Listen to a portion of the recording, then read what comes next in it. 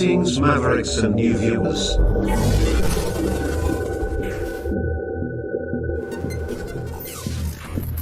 Tonight, direct and live from the Maverick News Network World Studios. This is Maverick News with Rick Walker.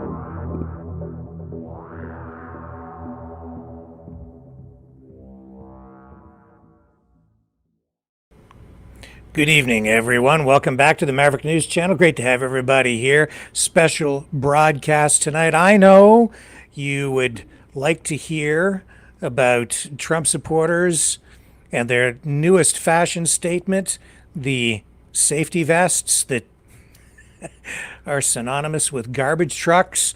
And maybe you'd like me to talk about Joe Biden nibbling on babies' toes. But tonight we're going to maybe we'll talk about that. I don't know. We do have a special guest tonight, though. Mike Pekarek of Ukrainian Defense Support was just in Ukraine. He's returning. He has returned home, and he's going to share what he saw with us. He's going to talk to us about how people in Ukraine are coping in an actual war zone. I don't really know where the conversation is going to go because I don't really know what Mike experienced while he was there, but he's going to share it with us when we come back right after this. You know, someone very profoundly once said many years ago that if fascism ever comes to America, it'll come in the name of liberalism.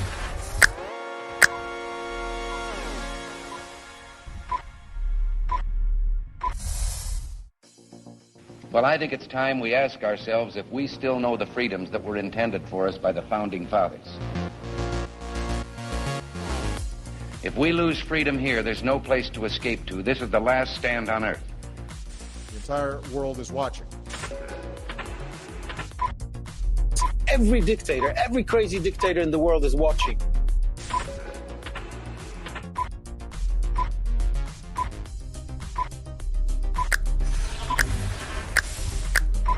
The world is watching. On TV, the entire world is watching. On social media. But the entire world is watching, and yes, they are seeing what we have apparently bravely been willing to say that others are thinking. Stand for freedom. Literally stand for freedom. Let's get this done. The entire world is watching. We're at war with the most dangerous enemy that has ever faced mankind in his long climb from the swamp to the stars. Maverick News. Maverick News. Maverick News. Let me have more control of my own destiny. The world is watching.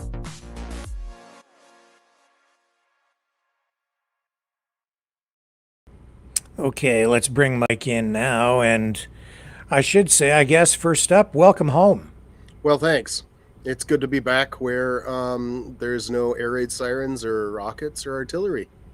Yes. Hopefully, unless people go crazy. Yeah. Where should we begin? Let's begin with the beginning. You went to Ukraine. When did you leave and why did you go? So we left on the 15th of October, most of us anyway. We went as part of an NGO NATO delegation to Ukraine. There was one NATO officer with us that he has to remain nameless for security reasons.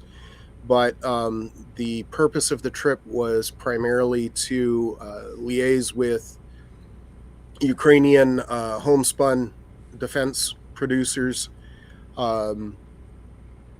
for several reasons. There are many Americans that are working on designs, not just Americans. There's a group that I belong to.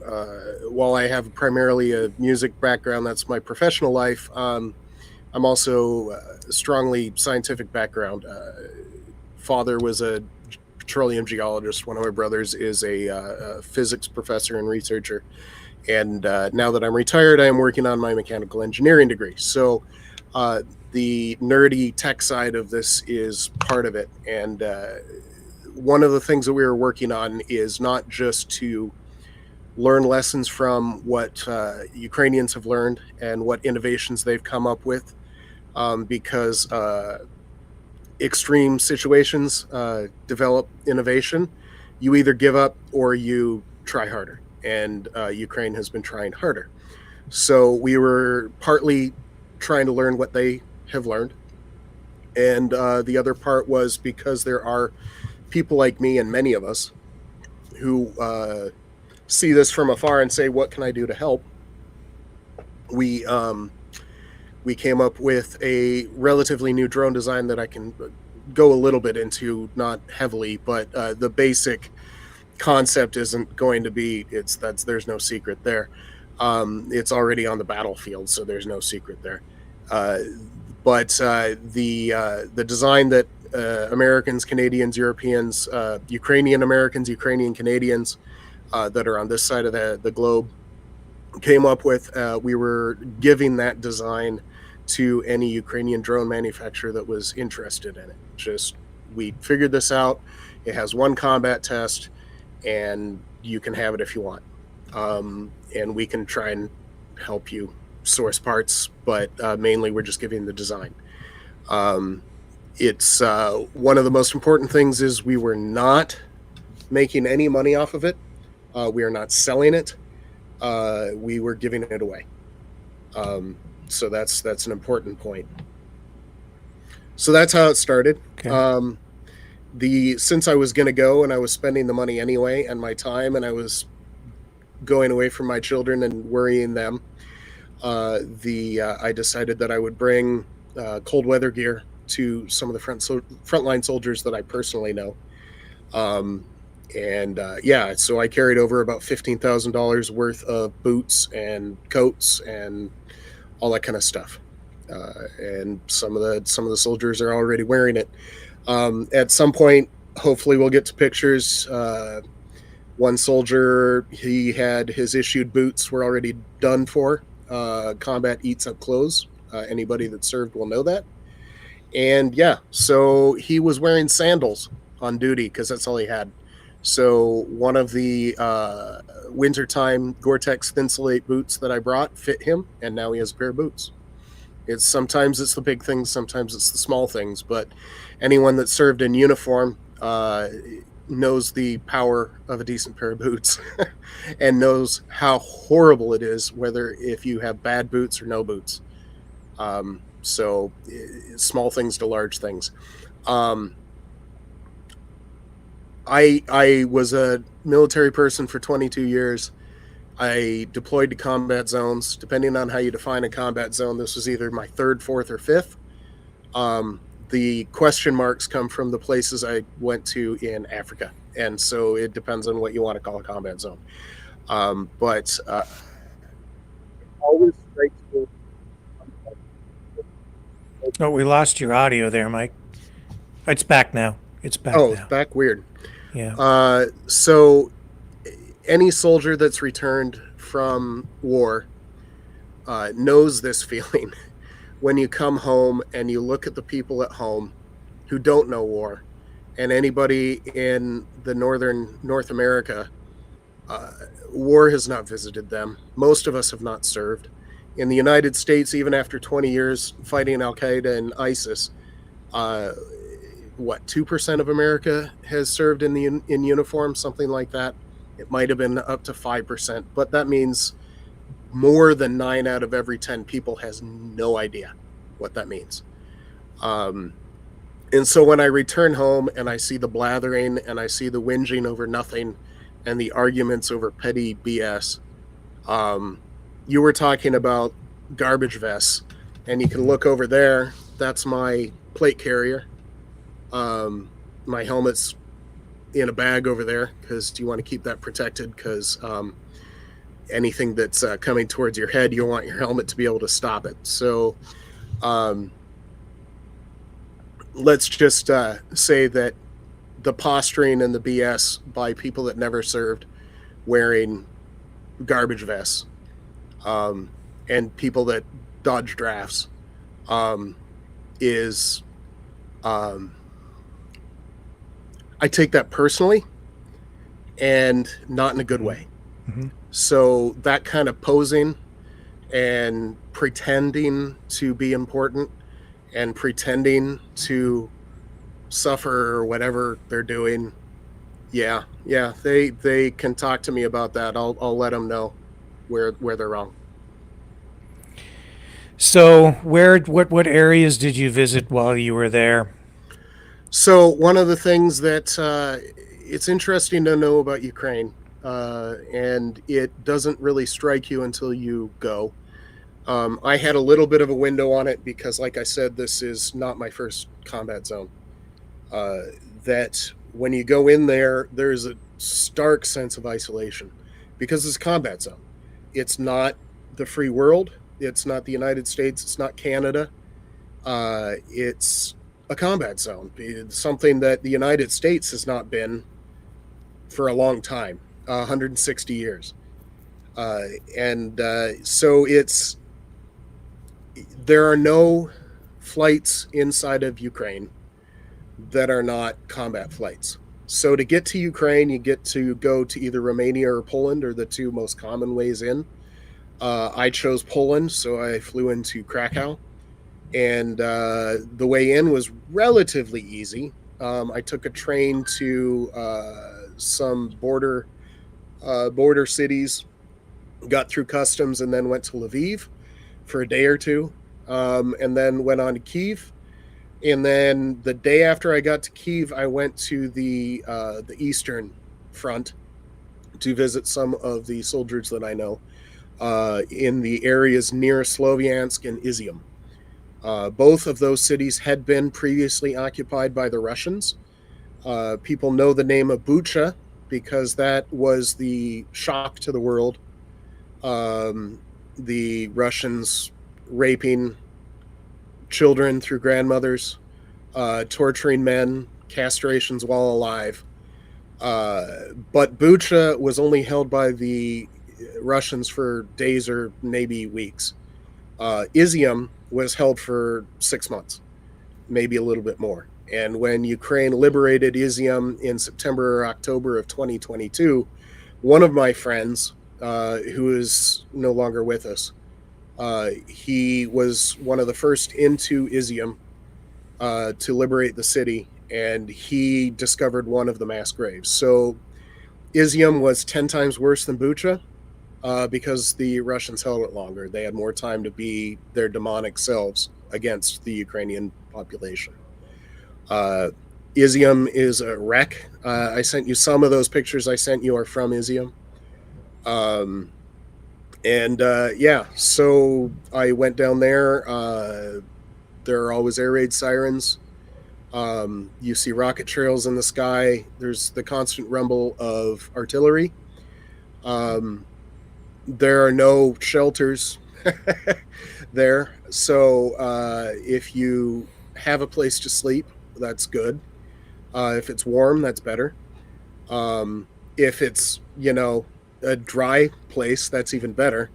Hopefully you have walls, and if you hear anything big coming in, try and put at least 2 walls in between you and the outside world.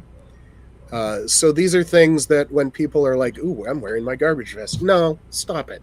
Stop being an idiot. There's real world out there, not this silliness. Yeah. The politics here has turned into something of a circus. Well, hasn't turned into it. It's been like that for a long time, on all sides. And, as I sit here and I look at what's going on over in Ukraine, I am amazed at how resilient the people have been. And I'm interested in what you might be able to share tonight to tell us how people are able to cope. Like, how do they just continue to go about life when, I was looking at some of the stats, and Russia's launching something like 1,000 glide bombs a month into, something like that. Yeah. So the glide bombs are some of the most dangerous ones. The Shahed drones have been mostly neutered at this point. Russia's running out of their theater ballistic missiles and cruise missiles, and sanctions have taken a hard bite on their ability to build more of those. They're still getting around it, but the West is continuing to find new ways to block. It's not perfect, but it's still the chess game of they find a way around it, we find a way to block it, they find a way around it, we find a way to block it. So there's seepage, but those aren't the threats anymore. The biggest threats are those rocket bombs or glide bombs, basic artillery. Some of the artillery range rockets are extremely dangerous. They do still have some of those Kinzels, things like that. There's some good news on that front. The Israelis destroyed some of the Iranian production facilities recently, so that was good. And Ukraine has been doing a great job of making the Russian ammunition stocks go boom. And so, yeah, there's some good news. But you asked about the people. One of the things about humanity, that war is horrible and beautiful and wonderful and awful all at the same time. It brings out the worst in humanity, but sometimes it shows you the best as well. That the people there, life goes on. When you live through the night, you have another day to live. You find another way to do it. You gotta eat. You gotta care for your kids. You gotta do the cold drinking water, things like that. And you find a way to do it. And at some point, you reach a new normal. I know that's a little bit cliche at this point. Sorry, I'm really tired. But the people there, they find a way. And it depends on where they are. So in the relatively safe places like Kyiv or Lviv, they find a way by there are thousands of homespun defense factories that basically it's somebody's garage. They've got 3 or 4 workers, and it's not that big. Garage might be a little bit small for what I'm describing, but it's not that much smaller. So you take a 2-car garage, you multiply it by 4. That's the average defense factory for something like a drone or a radio jammer, frequency jammer. And Ukraine has thousands of those. And so that's one way that they cope, is by doing something. They don't whine. They don't make some silly gesture. They do something about it. When you're more in the combat zone, my soldier friends, because I'm in Slovyansk and I see children, women, children, and the soldiers that I was talking to, they're like, yeah, these people stopped being afraid. They're not afraid of anything at this point.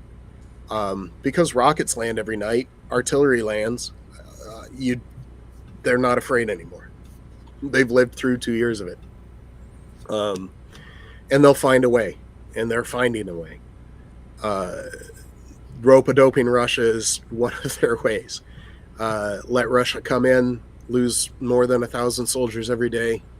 They're finding a way. So are they tired? Yes.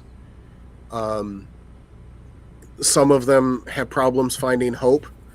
That's an important thing. And like I said about there's no commercial flights in there. It takes a long time to get in. And in my case anyway, it took even longer to get out of Ukraine.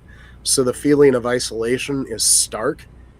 But it was kind of interesting that it hammered home to me that my reaching out to my friends, either from over here or from actually going there, that they need that more than I think they do. And I saw the effect of, hey, this American showed up. He cared enough not just to help from afar, but he cared enough to come here. And not only did he care enough to come to Lviv or Kyiv, which are easy to get to and more or less safe, not completely, but more or less. And but this guy came to the front. He's meeting with frontline soldiers. So there's a little bit of gesture to that, but morale matters. Hope matters. Sometimes the things that give people hope can surprise you. They can be little and have large effects.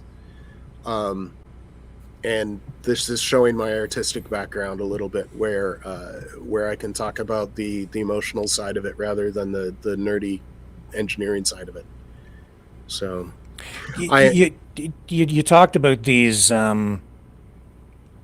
production facilities and very small garages. This is, I think, reflective of a new kind of warfare, drone warfare, new technology being used on the battlefield. And you alluded to, production being sort of shifted to Ukraine itself, which is, I think, significant. And maybe you can elaborate on that a bit, because Ukraine has been very dependent, of course, on outside aid from Europe and from the United States. But in order to sustain what they're doing, it looks like and to insulate themselves from possibly a reduction in aid from other countries, is domestic production of weapons and munitions what they need to be doing? Is that what they're focused on? So it's not just Ukraine that's focusing on domestic production. There's several reasons for this. So in February of 22, when this all lit off in a big way, they'd been fighting since 2014. People need to remember that this war has been going on for 10 years, but it was a low simmer 2014 until 2022. So it got red hot in 2022, and that's where we are. But when that sudden shock hit and everyone's like, oh, Ukraine's going to fall in 3 days, there's a certain lie to that where I knew Ukraine wasn't going to fall. However, that big of a military assault is going to be a huge shock to a nation. And so their economy was in serious trouble for a solid year. It's better now. But one of the reasons it's better now is that the West helped. So one of the things that people don't necessarily realize is that maybe 30 or 40% of the aid given by the United States and other NATO nations and other non-NATO nations, I'm including places like Canada and Korea and Australia that are non-NATO, but are helping a great deal.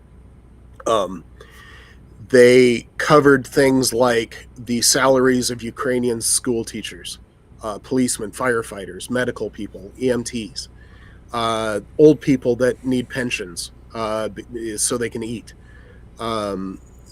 Things like that were covered by American aid, because when your nation gets attacked and all of a sudden your economy is like, I don't even know if it's functioning right now, then they had to rethink a few things. One of the things we've been working with them on is, yes, we can send them weapons, and some of our weapons are incredibly effective. The Bradley infantry fighting vehicle is one of those astonishingly effective weapons, as it's proven in many wars so far, not just Ukraine. Ukraine's just the most recent. But as an example, that, Javelin, a few other things. They decided it's faster to ship things from Europe, and it's faster still if you can build it in Ukraine. Because to get a Bradley out of storage in the United States, fix it up, and get it to Ukraine, that's easily 4 weeks, and that's a super rush job. I would put it more like at 3 months, because you have to pull it out of storage, you have to refurbish it, make sure that it's functional. You have to put it on a slow boat, unless you're just going to do it 2, 3, 4 at a time on a C-17 or C-5, and that's the slow road. But a ship takes at least a week to cross the Atlantic, but then you have to get it to the port. So there's all sorts of logistics that add up to time. So if you can get any of that done inside Ukraine, it cuts out all sorts of time. One of the parts of this war where the situation on the battlefield changes by the day, and 1 week leading into the next can be a huge change, is in drones. And so the focus of Ukrainian defense production so far up to this point, it's changed. I'll mention that in a little bit. Is on both construction of drones and innovation on drones, but also on radio frequency jammers, which there's two signals for a drone. One is the control signal that's going from the controller to the drone. The other is the optical signature going from the drone back. So there's two signals on different frequencies, and so they play with what frequencies they're using, and it's this, like I said, this constant battle between attack and defense. And that changes, like I said, sometimes by the day and certainly by the week. And if you innovate something today and you implement it on the battlefield, in a month it might only be 60-70% effective, and 3 months from now you probably can't use it. So when you're talking about a supply line of getting stuff from the United States into Ukraine of a month, 2-3 months, you need something faster. So that's what we focused on so far. And the United States and Europe have both done that. Without going too much into politics, they are trying to protect it from attempts by Russia to manipulate Western democracies into stopping support for Ukraine. The Western nations have been trying to proof Ukraine's defense against any possibility of that direction. And it's no secret. NATO's been doing that since at least January. Yeah. Well, you can certainly see, I certainly see the Russian influence in U.S. politics and Canadian politics as well. Moldova was a big one recently. Yeah. Just to name another. Austria, Germany, the AfD party in Germany gets all sorts of help from Russia. Marine Le Pen's party in France. Brexit as one example of how the UK got hit. It's pretty much every European nation Russia's been trying to dip its fingers into. And you can't fault them for it. I mean, I can, because it's mean, it's nasty, sometimes it's violent. But it's not dumb. No, it's very cost effective, actually. It's the information war, and I see in our chat tonight some people who are being exposed to a heap of it. So Yeah. they can talk to me personally. We can have a discussion. Yeah, and that's okay. I understand what's happened to them, and I get it. I miss when people realize that Russia was bad. Yeah, I mentioned That's that how I last grew night up. actually on the program. Yeah. Did you play? So one of the frontline units I went to, if people are familiar with the mythology surrounding Baba Yaga, the evil flying witch, Okay. I sent you the video of the Baba Yaga unit. I sent you a picture of what a Baba Yaga drone actually looks like. I don't know if you saw that one. That's the one where it takes at least 2 soldiers to pick it up. Okay. Yeah, I have the photos. Do you want to get into the photos now? If you want. I did run that video last night, actually. At the end of the I program. found that a lot of fun because that unit, they said, hey, we could use some tech support all the way back to a basic laptop. So I found a refurbished laptop. One of my friends donated the funds, and I brought them a laptop. And since they have to do after actions on the drone video anyway, they decided to have some fun with it. So morale. Yeah. So, sorry, did you want to get into the photos at this point? If you, I would like to show the Baba Yaga drone, just because I'm not sure people understand when you're talking about drones. So I have this example of, I went to a special forces drone unit. So this is the Baba Yaga drone, and you can see how big it is, and the bombs underneath of it. This is called a bomber drone. And it's kind of an impressive thing when you see it in person. Obviously, these soldiers, their faces are not needing to be blurred because they were facing the opposite direction. So yeah, they were showing off their gear to me. So if you were wondering about what was actually dropping those bombs in the video, that's this. So, what kind of range, or what can you tell me about this drone? So any of that is going to be changing over time. So nothing in engineering is free. So you've got the balance of lift and battery power, and batteries, of course, take weight. And so any batteries that you have will maybe extend the range, but they will also reduce the payload. So there's any number of trade-offs. So when you're asking about range, that's a good question. It depends on how the engineers at the front outfitted any particular drone. A big drone like this would normally have a range at least of 12 miles or more. But like I said, it'll vary. You know, it's interesting. Well, I shouldn't even really get into the chat here too much. SW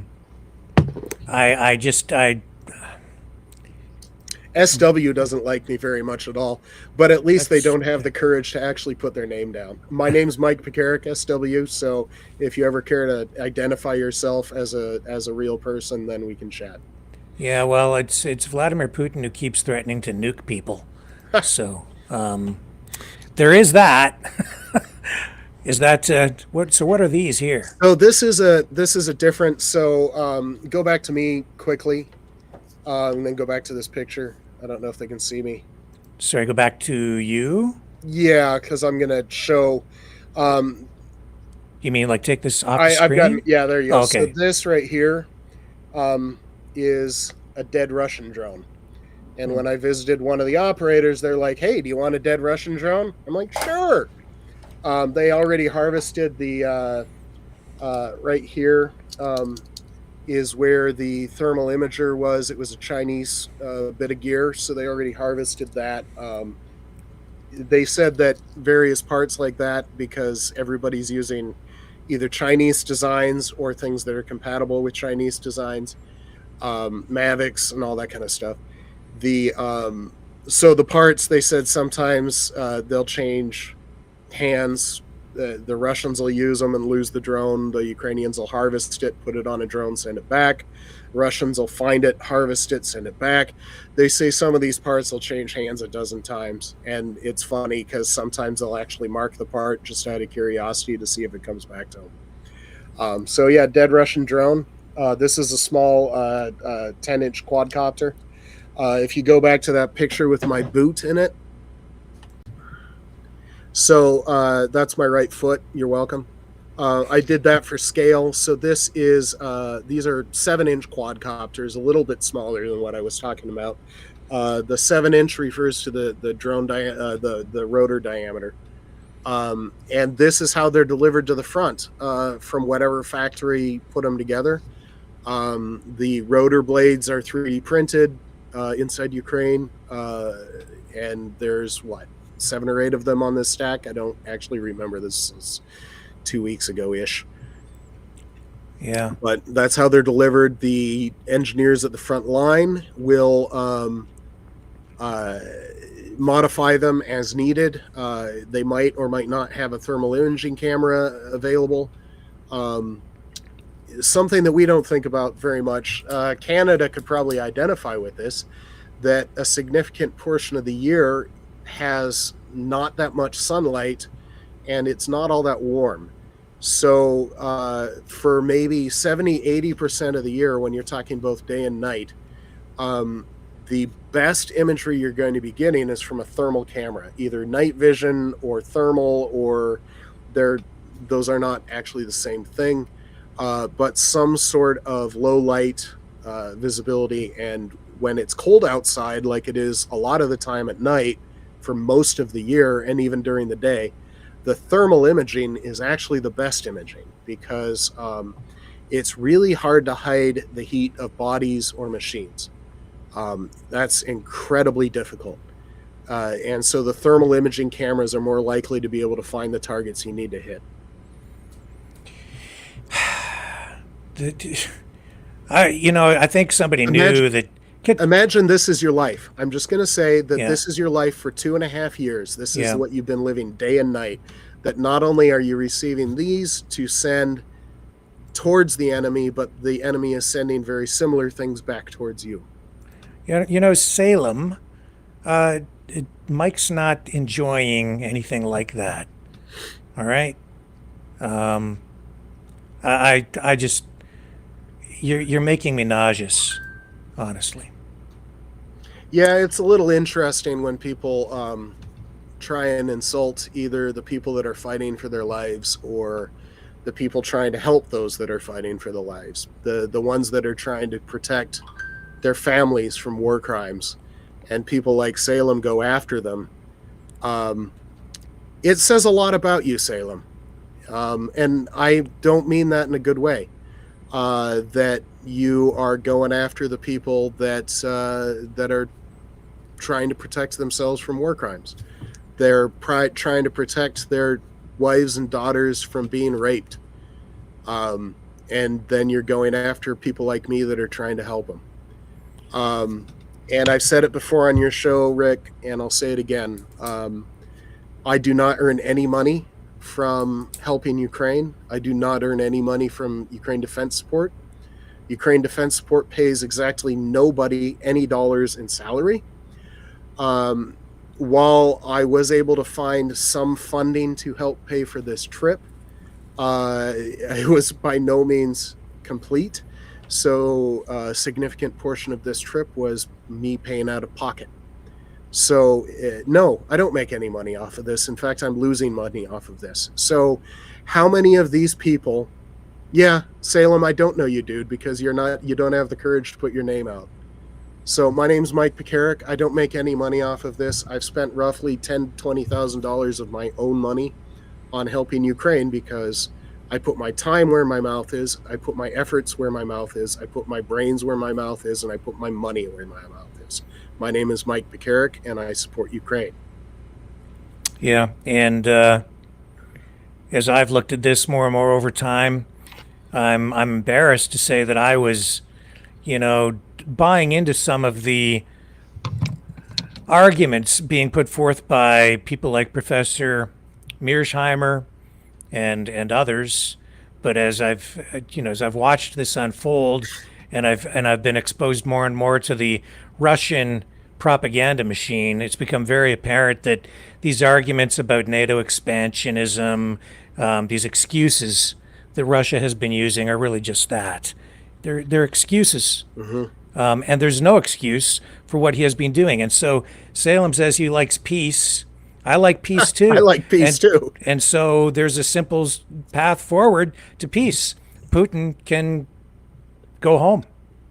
So I put my resources where my mouth is. I bet you do. So if there's anybody that likes peace, it's somebody that has known war. Like I said, this is not my first war zone. This is not the first time I've smelled a city at war. I don't know how many of the listeners are combat veterans. I am not a combat veteran. I do not mean to misstate that. I am a veteran who's been to a combat zone that is different from being a combat veteran. You can ask me about that distinction, but I wanted to make that explicit. However, somebody that has been to combat zones knows what a city at war smells like. They have seen the effects, both physical, mental, emotional, structural, environmental. You can see it, you can taste it in the air, you can smell it. Even something little like either the people that died under Russian hands or fled. One of the results that people don't think about that is there are all sorts of former pets that are now just wandering. They lost their family. And so there are packs of very sad dogs, whole colonies of cats. There's many videos out there where some very, that's one of them. You can see two of them right there. and they've got nobody, then they're just looking for someplace warm to sleep. And that it's small, but it's one of the things that it shocks you when you see it. I saw it in Iraq and Afghanistan too. You see it all over Africa. But in Ukraine, it was pretty hard because Ukraine was edging its way towards the first world. And so they had pets in a lot of ways like the United States and Canada does. And so all of those pets that lost their families, either through death or through refugee, fleeing the war zone, they're still there. And there's many videos out there of very kind Russian soldiers, and you need to hear the sarcastic air quotes here, very kind Russian soldiers feeding the stray cats and dogs. And since I will tell you those are extremely graphic, I will not tell you the state of that Russian soldier or how they're feeding them. I see. Maybe you can put two and two together, but the Russian soldier is no longer alive. But there are many videos out there. Oh man. So I mean, I don't know how people retain their humanity through all of this. How has this affected you? Just even going there. Like I said, I don't know how many of your listeners are former veterans, not former veterans, veterans. I'm getting the impression that Salem is not. SW probably not either. Because if you have seen this, you realize, like I said, when you come back home from a war zone, you look around and you look at all the petty BS, and you realize how much of it just is not important. It's just not. And then you realize what is important. And when you realize what is important, you hold on tighter to that. My children are important. My wife is important. My wife is also a veteran, so she knows the score. It's strange that you might think that some things that you might not hold on to actually become more important. So, I mean, we think about what's my music playlist as I work out, or what's my driving music as I go to work in the morning, but things like music become a lifeline to your humanity. It's one of the things that I first saw when I did deployment performances for American soldiers, and I saw it again this time because the frontline soldiers that I know are actually musicians. They're fighting now, but they're still musicians. And one of the videos I sent you was my friend Gregory, who he plays a brass instrument, the French horn, like I do, but he also sings, writes his own songs, and plays guitar. And he brought his guitar to Izium when we went, and we managed to get recordings of 2 songs in between air raid sirens and rocket attacks and artillery incoming. But it's this burst and blossom of humanity in the midst of just stark inhumanity. And so things like that is what you hold on to. Or the old ladies that they're not afraid anymore, but they're still in the war zone, that they're taking care of everyone else's cats or dogs. People see stray dogs and they're like, I don't know you, but I'm going to help take care of you. They give them shots, make sure they're spayed and neutered so that it doesn't become a worse problem and a health hazard. But then, okay, you can have a warm place to sleep here. So just basic acts of generosity, basic acts of humanity, like a song. That's how people hold on. They remember their family. They remember the humanity. That's how you hold on. They forget the petty BS. Yeah. Let's go into some more of these photos. Just gonna bring this up. So what are we looking at here? So this is near Maidan Square in the central Kyiv. So early in the war, a lot of the sculptures were buried in sandbags. The sandbags had deteriorated so that they weren't protecting the sculptures anymore. But they tore down the sandbags on these specific statues. There's I didn't send you this picture, but there's vehicle trophies right next to these of burned out Russian vehicles, BTRs, BMPs. But they put an armored vest, a Kevlar, on one of the statues, which I found hilarious, which is why I took this picture. So things like jokes and a sense of humor, a touch of your humanity, that this is one of your cultural icons, and you put a Kevlar vest on there. It's not going to do anything, but it's a bit of a middle finger to Russia. In central Kyiv, this is protected by NASAMS and Patriots and Gepards and all sorts of stuff. Now F-16s. And soon Mirages and possibly Saab Gripens. So Kyiv still has 2 or 3 air raid sirens a night. I think I sent you one of those videos, but it's relatively safe at this point. Relatively.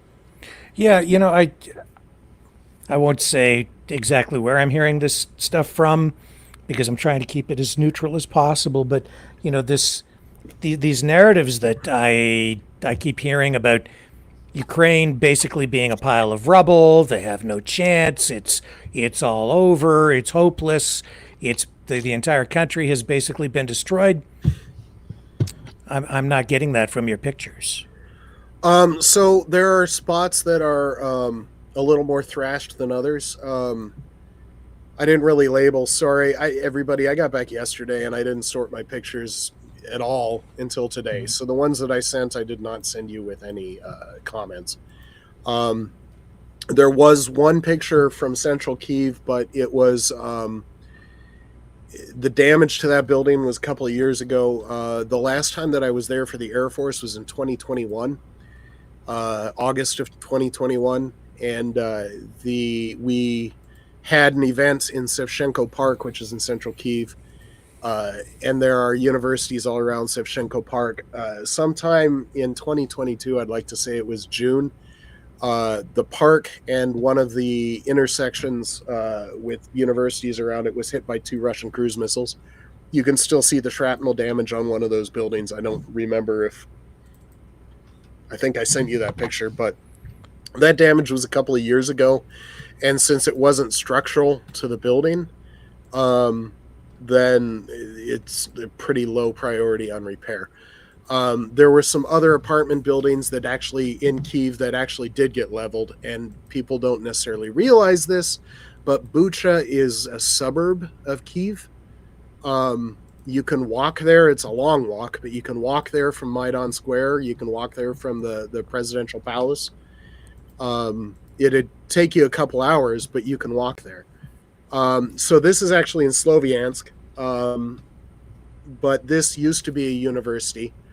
It no longer is, but this was a relatively recent rocket attack, and this was just, I was walking out to meet somebody, and I'm like, oh hey, that's a building that's destroyed.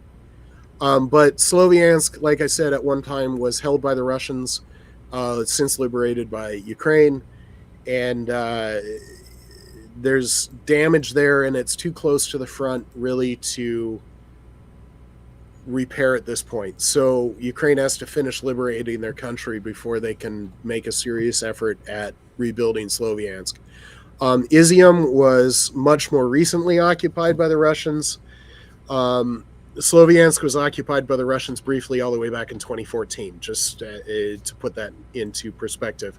This damage is much more recent because it is still near the front, and this is well within rocket range of the front. But Izium was overrun by the Russians in 2022 in March or so, and was not liberated for 6 to 7 months after that. So Izium is a wrecked shell, but other places are doing okay. Kharkiv's been hit hard. Kharkiv, sorry, my pronunciation is not as well as it should be right now. But yeah, Kiev is doing pretty well. There's brand new apartment buildings going up where they had been blown apart. Air defense is good. So yeah. Okay, I need to take a little break here, so I'm just going to run a little transition. And folks, we'll be back in just a moment.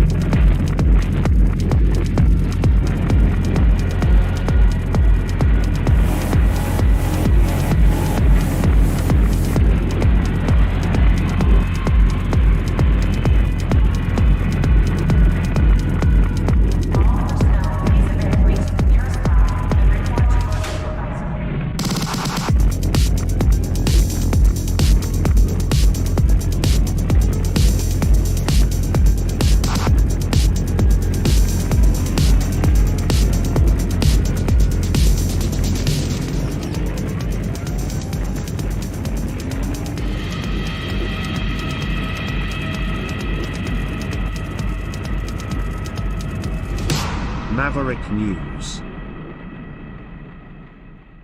The world is watching.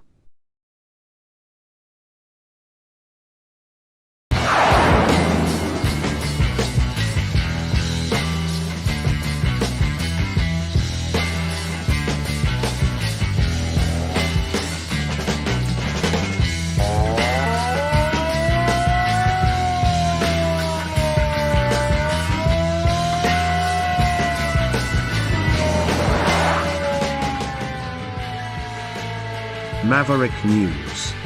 Fighting for freedom. Okay, let's bring Mike back. So, Kherson, I'm seeing reports today suggesting Russia is pushing into that area, trying to exert some force there. Is Ukraine holding on to those areas, or did you have any information that you were able to gather while you were there? Harrison, I doubt that's. I mean, if Russia's making an effort there, it's not going to go anywhere. They've got to cross the river for that one, and they don't have control of the air, and they need control of the air to cross the river. Some days they might have artillery superiority, but that's not enough. So they are making more pushes a little bit further east. Vuhledar is one of those famous places that Russia's been trying to attack that for a solid 18 months. Just bloody meat wave after bloody meat wave. They're finally making small amounts of progress there, but they're going after heavy Ukrainian defenses, well prepared, long time to prepare defenses there. So they're making progress, but we're talking tiny amounts of progress this year. They're hundreds of meters at most over the last couple of weeks, couple of months. And there's been successful Ukrainian attacks in the Pokrovsk, Avdiivka direction. There's been heavy fighting in the Russian province of Kursk. Ukraine's been doing some interesting things there. And I've been really enjoying the Bradleys doing their business against the Russians there, the video that I've seen. But yeah, Russia tried to do some counterattacks on the Ukrainian advance, but Ukraine drew them in and cut them off and Yeah, so Russia did not do well on those counterattacks. They are still making progress. So this picture is actually in between Slovyansk and Izium. This is an example of Ukrainian defenses. So you might think, what is this? They're little jackknives, child jacks on the side of the road. So this is still inside Ukrainian territory. But one of the things that I saw is that Ukrainian territory has been well prepared. There are trenches, bunkers. They're not on the front lines, but they're there in case they're needed. There are things like this, which it's hard to get a gauge of the size of these things, but these are easily 20 feet tall. They're huge. And what these do is they're at the intersections where they need to be. And if heaven forbid, Russia has a breakthrough, what Ukraine will do is they'll put these in the middle of the road, deny the road to the Russians, because you're not going to move these very easily. You're not going to blow these things up very easily. They're going to have to go around them or take the time to go through them. And if you take the time to go through them, you are now not mobile. And so you become a target. And if you go around them, well, you're risking other things like getting stuck in the mud or just not having a path or not being able to get your heavy equipment through. So it's stuff like that is just everywhere. So you mentioned meat waves, and Russia's had trouble recruiting. Yes. Personnel. They're running out of men. Yeah, which is the opposite of what the the propaganda machine has been feeding us. They would have us believe that they have a never-ending supply of soldiers, but that is not the case. And that is, I think, probably why we're seeing North Korean soldiers entering this conflict. Do you have any thoughts or observations? So I have several, both good and bad. I guess bad first. The bad thing would be yes, Russia did find a new source for manpower. North Korean troops are they haven't yet, but they will get, those that survive will have combat experience in a modern war, and that's not something we want North Korean soldiers to have. North Korea, I spent a good portion of my career against fanatical theocracies, Al-Qaeda and the rest. North Korea is an example of an even more fanatical theocracy. It's a very Shinto, my king is a god, a living god kind of a thing. North Korea is weird. And people sometimes don't necessarily realize how weird it is. But having those soldiers, the ones that survive, have combat experience in a modern war is not a good thing. The good side of it is that it shows it's a window onto Russia's desperation, that they're willing to get North Korean troops. Again, I don't know how much people know about North Korea, but North Korea had a very serious famine in the 1990s and early 2000s. We're talking Ethiopia, if you remember that I was a child when Ethiopia was bad. Children dying in mud puddles kind of a thing from starvation. That's how bad North Korea was in the 1990s and early 2000s. They literally had no food. Sorry, I caught the frontline cold. But what that means now, 20 to 30 years later, is whenever there's a famine that serious, is you have a whole generation that has problems. When you have children that are born in a famine and try and grow up in a famine that are grossly malnourished, they're not going to be physically strong. Their brain won't develop. Excuse me. Sorry. No, it's okay.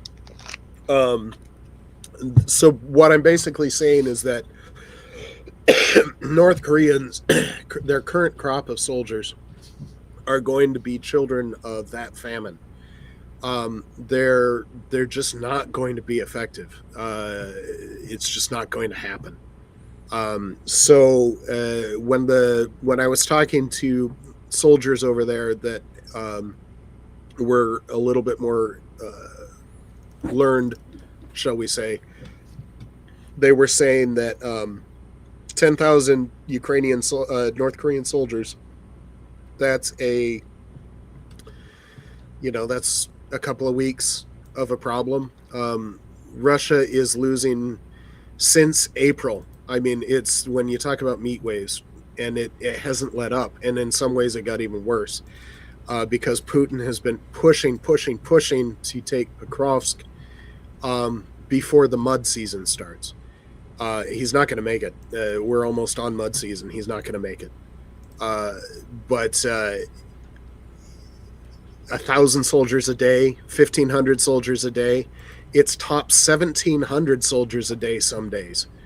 If you can imagine losing 1,700 soldiers per day, between 1,000 and 1,700. So when you're talking about 10,000 North Korean troops, that's a week's problem.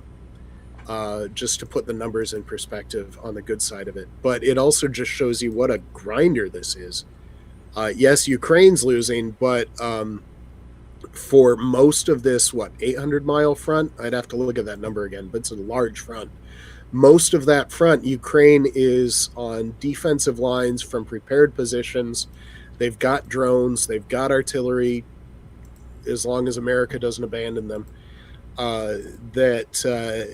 they can just eat up. They can chew up the Russian assaults. One of the things that I found out recently, because I'm a nerd, so I know a little bit about gear, that America for a long time has had what we call tube-launched minefield. What that is you can shoot specialized artillery shells out of cannons. They're not artillery shells. What they are, they're a minefield. So that you shoot, scatter the minefield, and then seconds after you shoot that shell, there's a minefield where the enemy didn't know there was a minefield. Now the Ukrainians have those shells, but more often what they do is they use ground drones, like those little RC cars. Yeah. Sometimes they are literally that small, but usually they're a little bit bigger, like shopping cart size. And they send those out, and they drop mines in the places where they know Russians are going to walk because there's not a lot of choices, or drive their vehicles. And the Russians had no idea. They thought that lane was clear, but this tiny little thing dropped a couple of mines there, and that's just across the whole front, where tactically being on the defense is almost always easier than being on the offense. One of the reasons why they say if you're going to do an attack, you should probably have at least 3-1 odds in your favor and probably 5-1 if you expect a victory. Russia doesn't have those numbers anymore. They've lost too many men. It's they said it's a lot of analysts have been saying it's a war of attrition. But Right I think now it's it also is, yes. yeah, but I think it's also a war of maybe persistence, timing. Yes. Because we, depending on who is elected, and it's difficult to say even, how either Harris or Trump might deal with the war after, or how Europe might end up dealing with it. But if there is, I think Putin is probably looking ahead. He's trying playing to for forecast. time. Yeah. He has limited time. This election matters to him because the economic and equipment assessments that I've been reading are showing that he's going to start running out of gear in 2025. And if this lasts until 2026, he's not going to have much at all. And his ability to build new stuff as opposed to refurbish old stuff he had in storage, he's going to run out of storage, so there's nothing to refurbish. And his ability to build new stuff is very limited. So he's just not going to have the gear. So yes, Putin wants this election to go his way, and he is playing for time. He really wanted Pokrovsk by the mud season to point to as a victory. I don't think that's going to happen. Unless something really weird happens. But one of the things that Ukraine is working towards, and in very innovative ways, is you mentioned this was a war of attrition. So in 2023 and now through 2024, with the exception of Kursk, this has been a war of static front, of trenches, very World War One. That it's a grinder. The last what Ukraine needs this to be, and frankly what Russia needs this to be, for either side to win, they need to turn this into a war of maneuver, which is what Ukraine managed to pull off in the summer and early fall of 2022, and what Russia failed to pull off in 2022. That whole column that got tied up running towards Kyiv, that was a failed war of maneuver on Russia's part. Failure to take Hostomel airport because Ukrainians were too smart in their defense. All sorts of failures of maneuver warfare on the Russian side. Ukraine, like they didn't succeed in 2023. They did succeed in 2022. They liberated a whole lot of land, but it's been a grinder for solid 18 months. And one of the innovations, one of the angles of innovation that Ukraine is working towards is making it giving Ukraine the ability to make this a war of maneuver, either through gear that we're receiving, because we're now to the point where they can handle more of the modern gear, or through less expensive homespun innovation. One of the things on the field right now is, I mentioned that there were 2 radio signals for most radio-controlled drones, is something called a fiber optic controlled drone, where there's no radio frequency. There's a spool of fiber optic cable on the drone, which takes away payload and range. However, it is impossible to jam a fiber optic cable.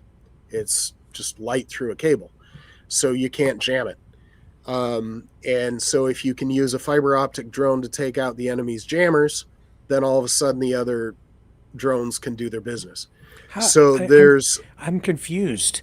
How do you have a fiber optic drone without a radio signal?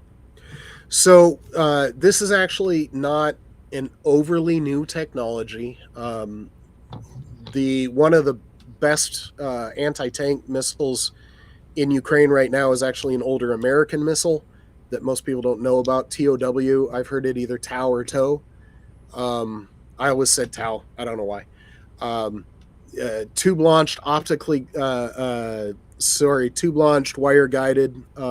They use metal wires, and there was no radio frequency.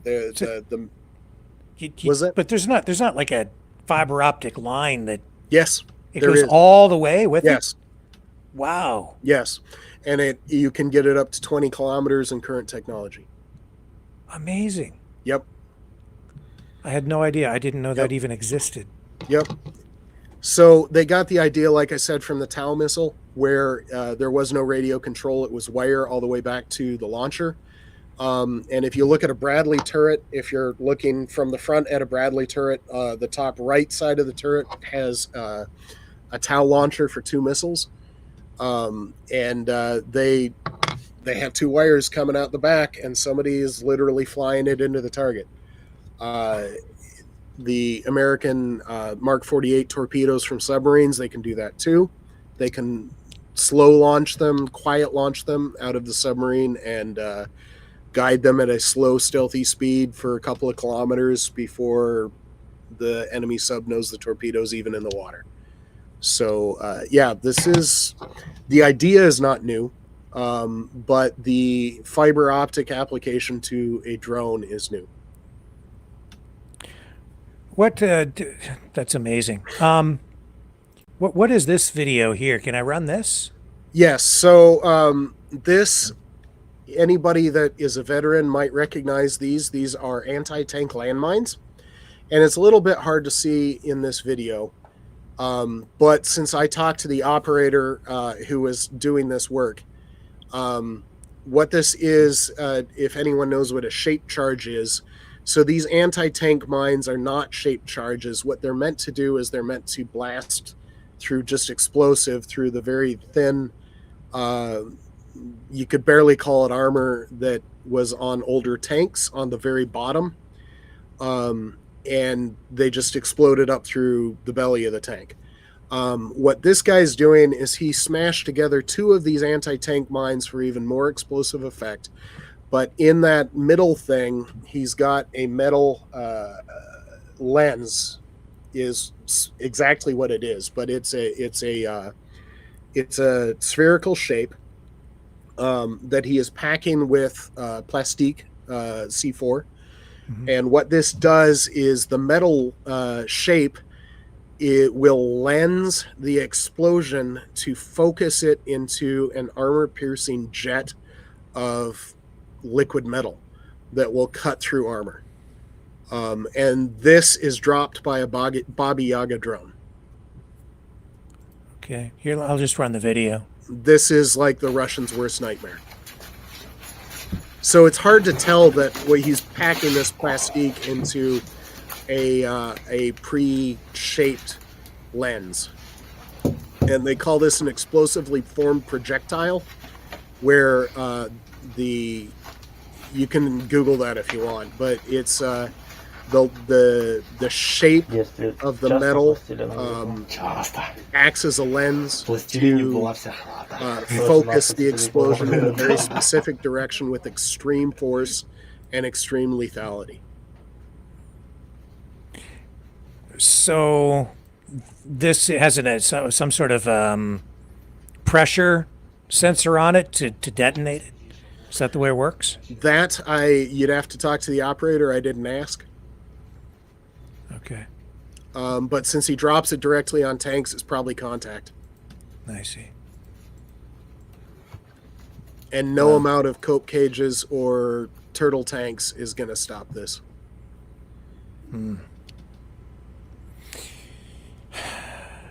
Why, Mike, why is it important to America? A lot of people say we have to get out of these forever wars. What are we doing over there? It's not our war. Is it our war? It is our war. Because if you let Russia take Ukraine after committing all of these war crimes, especially, they're not going to stop there. That's not what Putin said he wanted.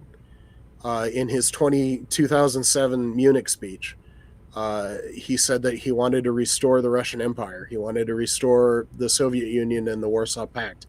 He's not going to stop with Ukraine. And if you let somebody like Putin do this to another nation, if you stand by and let these war crimes happen and say, that's not my fight, it is your fight, because it's not going to stop there. If he knows he can get away with it, he's just going to keep going. So that's it. It is our fight, and it's important. They're talking about forever wars, but this is not Al Qaeda. This is not something that we've been fighting, and this is 2 years old. This is not. The only way this is going to become a forever war is if we let it become a forever war. And so the answer is not to get out. The answer is to get in harder. There's been some complaints from the Ukraine support side, which I understand why they say it, but I slightly disagree with them, because I think a little bit and understand a little bit more about how we can effectively provide support. So the complaint is that we sent aid too slowly, but since we had to help Ukraine build a modern army in order to effectively use the help that we gave. That's one of the reasons why the help had to be slow. weapons that we gave in huge numbers were the ones that the Ukraine could learn to use very quickly. So like the Javelin missile, you can teach somebody how to be extremely lethal with a Javelin in maybe 20 minutes. It doesn't take long. So it's very easy to send in 10, 20, 30,000 Javelins and expect them to be extremely effective on the battlefield. But it takes time, a bit more time to learn how to use a Bradley, to fix a Bradley, to keep it running. It takes a long time to learn how to operate an F-16. And so there was this iterative effect. But I do see their point that we are now in a position where we've helped Ukraine rebuild their army sufficiently that they can handle a lot more gear. Speaking of Australia that I mentioned earlier, Australia is giving Ukraine the remainder of their Abrams tanks. So there's another 50 to 60 Abrams tanks heading to Ukraine. The American 30-ish, I don't remember the exact number, but it was somewhere 30 plus or minus 5. That's not an overly tactically useful number. It was more of a gesture to break the ice so that the Leopard 2s could go in tactically useful numbers of a couple hundred. But now that Ukraine is receiving another 50 Abrams, now Abrams is in Ukraine in a tactically useful amount. And maybe they'll send more because America has a couple of thousand in storage. We could refurbish and send another 100 and not miss them. And you talk about Russia, Putin won't stop. We were consistently, repeatedly told 2.5 years ago that by Russian pundits, by Putin himself, oh no, I'm not interested in expansion. We just want a buffer zone in Ukraine. But all you have to do is look at his actions over the past 2.5 years, and most recently in Moldova, where they have been funneling millions and millions of dollars into the country, and not just to bribe people to influence the election there. And in Moldova, they're also talking about how they would like to join the European Union and increase economic trade with looks the a lot West. like Ukraine in 2014 and also Ukraine in 2003, where Russia succeeded in putting down the Ukrainian revolution back in the early 2000s. It looks a lot like Belarus as early as 2015.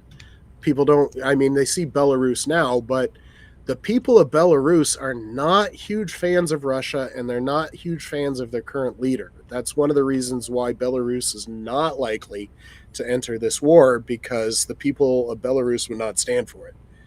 And we sort of saw a misfire there because Belarusian forces were kind of assembling along the border, and then nothing really seemed to happen. It's not going to happen. And then a weird thing happened where, Russia, 1 or 2 Russian drones actually found their way into Belarusian territory around that time.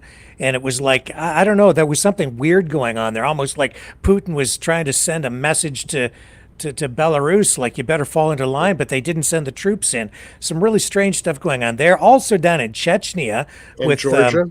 That blood feud between what's his name there, what's his name? I'd have to look. Ramzan Kadyrov. That's him. The guy that had the Cybertruck from Elon Musk. Yeah, they call them the TikTok soldiers. Those are the ones that ran away in Kursk, because they were in Kursk and they were pretending to defend it, and they just ran away. Yeah, weird stuff going on. And it's not just there. A lot of people in the West don't pay attention. Kyrgyzstan was actually an American ally early in the 2000s. We had an air base there. Manas Air Base was in Bishkek, their capital. And Russia hated it. They finally succeeded in overthrowing the Kyrgyz government in a military coup in, I'd like to say 2011, but give or take a year or two on that.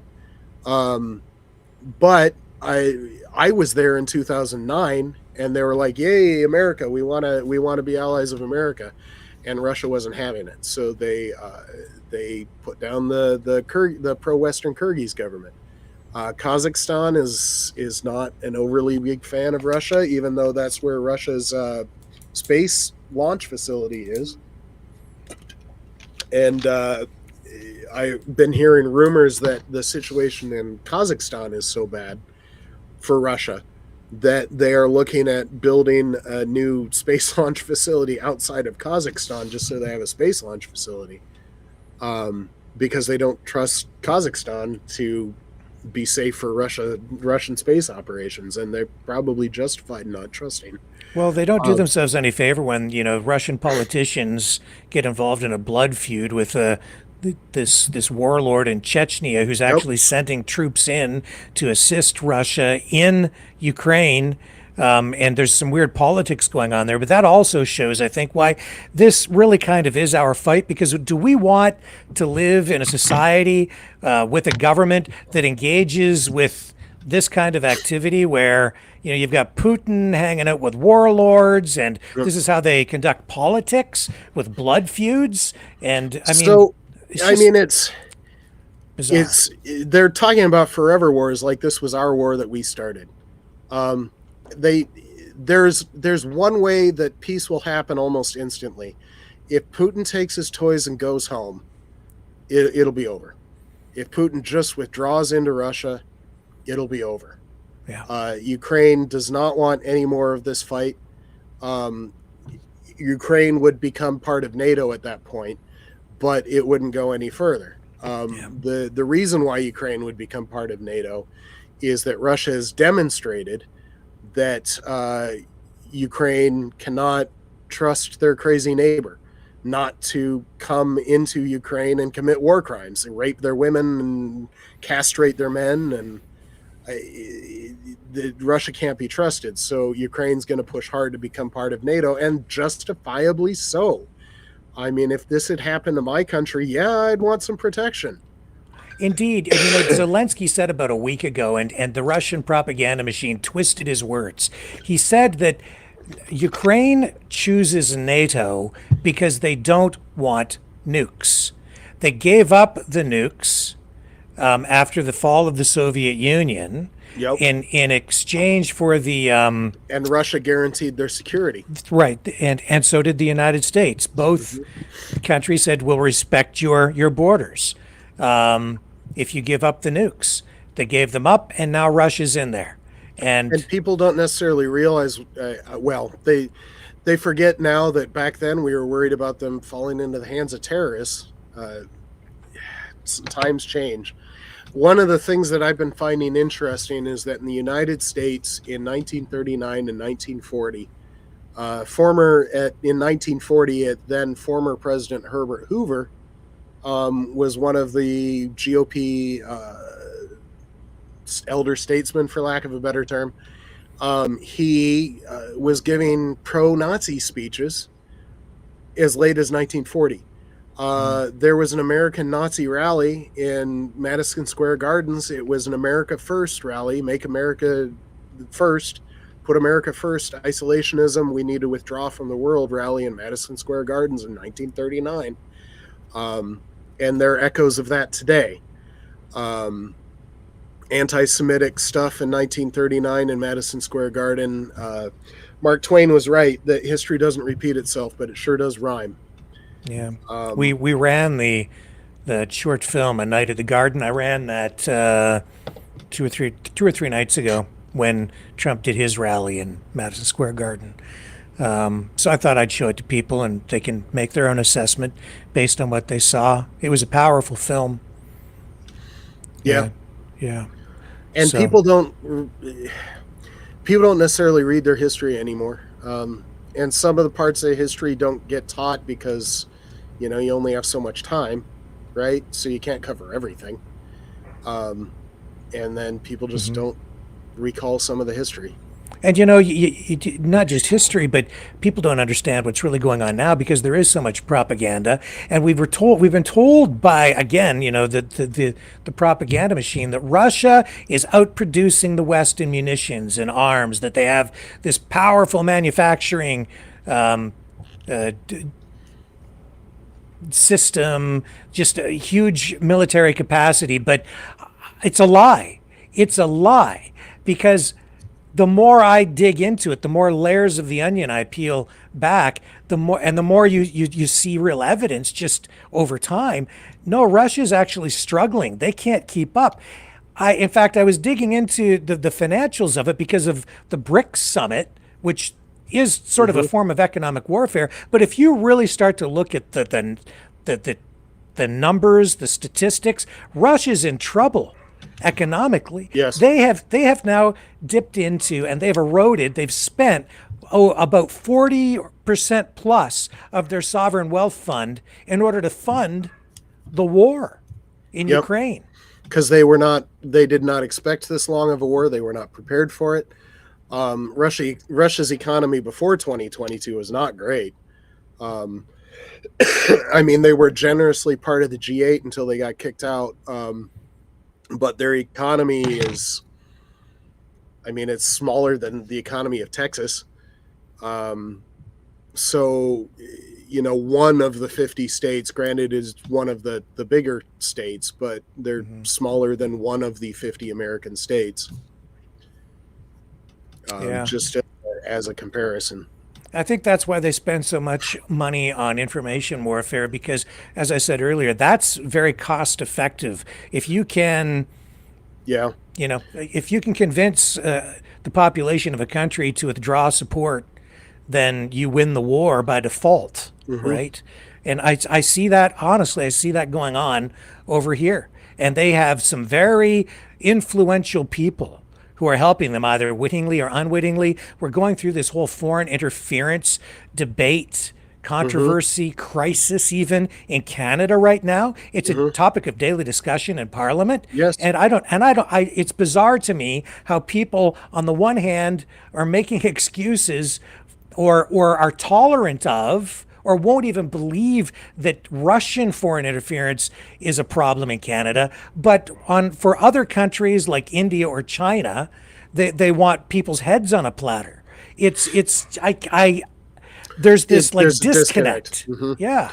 So one of the, I mean, you got to hand it to Russia that this isn't dumb. That the Western world has many things that we consider strengths, like freedom of speech, freedom of press. Russia found a way to turn that against us, where if they can infiltrate and pretend to be journalists, or buy people that had been journalists, but now they're on the Russian payroll. So now you have to ask that question, when does a journalist stop being a journalist? And that's not an easy or comfortable question to ask. And I'm not sure that I have an easy answer for that. It's kind of like the U.S. Supreme Court when they say they can't rule specifically on what pornography is, but I know it when I see it.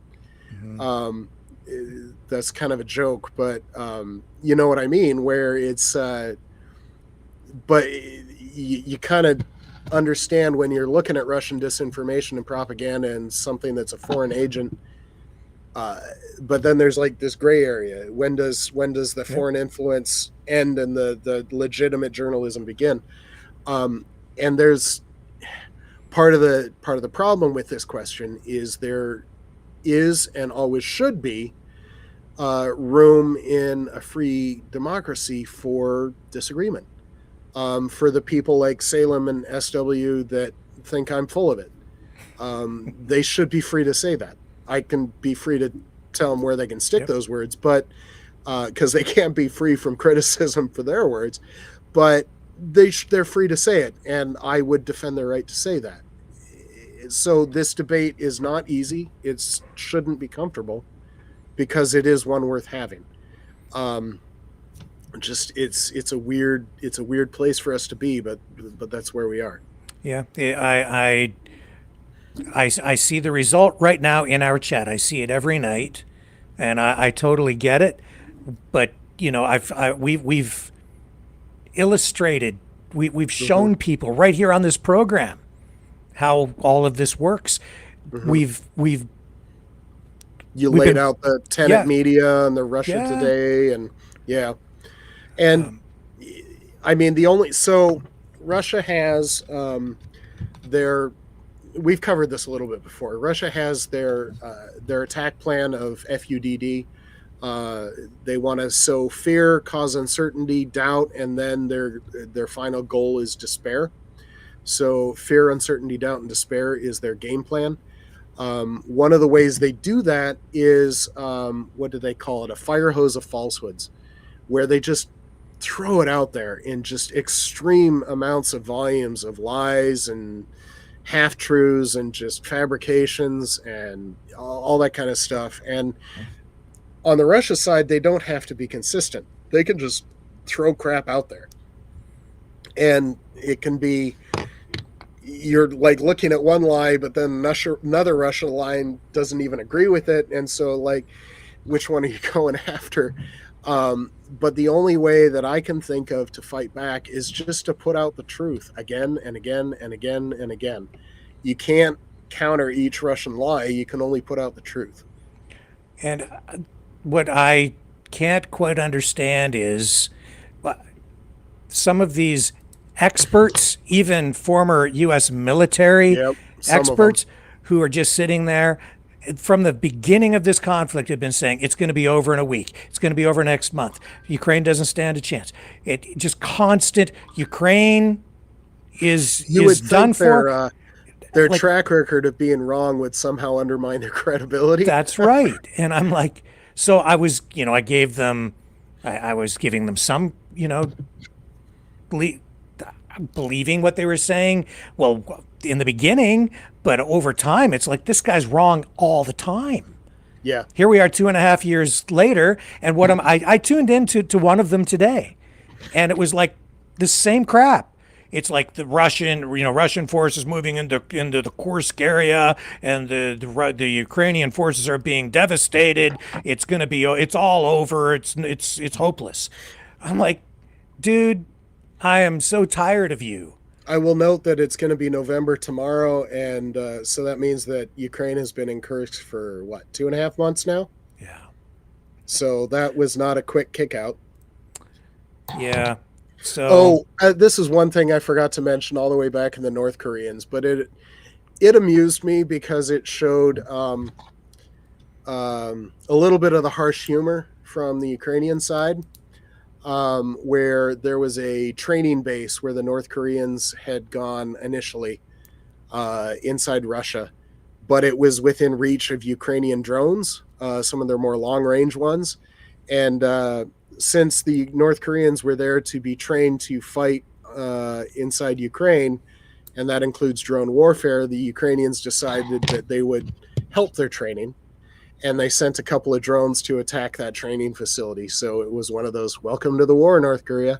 The other thing about this is that I've come to realize is Putin has been his own worst enemy by doing this, because he's in trouble at home. He is facing, there's cracks in his support. He said that he needed to do this in Ukraine because he needs this buffer zone against NATO, and he was worried about his country being invaded. And yet by doing this, what's he done? He's ensured that his country ended up having a foreign power come into his borders, that which would never have happened if he hadn't gone into Ukraine. He's not winning. So it's really weird. I was in the U.S. military for 22 years. And yes, we were like, okay, Russia is not necessarily the most honest actor, but for the first 10 years against Al-Qaeda, Russia was actually helping us. And we still share anti-terrorism information with Russia. When was it that ISIS attack? What was that? The one that was inside Moscow? Yeah, that was ISIS-K. And I want to point out that the United States warned Russia because we had intel that was going to happen. And we still, because enemy of my enemy kind of a thing, Islamic terrorism is still a problem. ISIS is still out there. Maybe some remnants that are still calling themselves Al-Qaeda. Although for the most part, Al Qaeda has been dismantled. It morphed into ISIS. It's still out there, and we're still fighting it, and we don't want terrorist attacks even against Russia. So that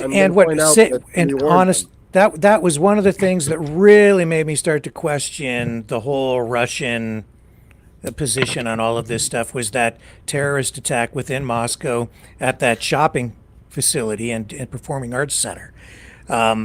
Because the United States did warn Russia, but how did Russia repay the United States with that information?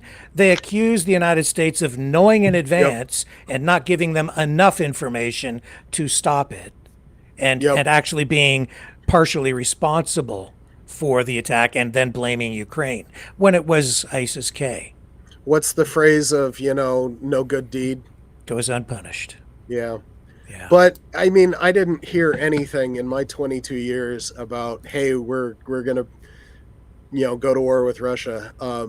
Now, that being said, you're always going to have people do war games. One of the Pentagon's jobs that hopefully they succeed at is gaming out various situations in case something happens and you need to put a plan into action. You need to have the plan. So they do game things out.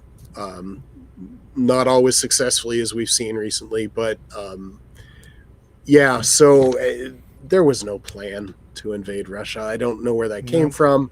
What it was is he's trying to give a veneer, an excuse for imperial expansion. And he even stated that. People need to go back to his 2007, I keep wanting to say 27, to his 2000 speech in Munich, where it was one of those things, when someone tells you who they are, believe them. And he told us what he was going to do in 2007, and he's trying to do it. So it shouldn't have been a surprise. It probably wasn't to a lot of people. And now all people need to do is go back and read that speech, and he's doing what he said he was going to do.